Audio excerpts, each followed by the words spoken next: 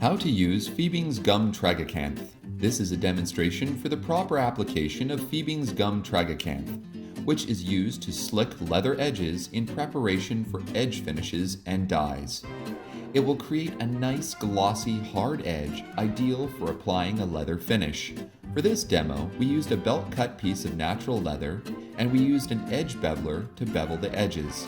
To transfer the gum Tragacanth from its bottle to the leather, we used a wool dauber. You can burn your wool dauber in a well-ventilated area to make it a little smaller, firmer, and easier to control. Your chosen applicator is based on your personal preference. Do not overload your applicator to avoid drips. Use smooth, slow strokes along the edge of your leather. Repeat until you have an even coat from end to end. While the gum Tragacanth is still slightly damp, take an edge slicking tool of your choice to rub the edge briskly until it starts to heat up, which makes the fibers of the leather lay down and slicks them.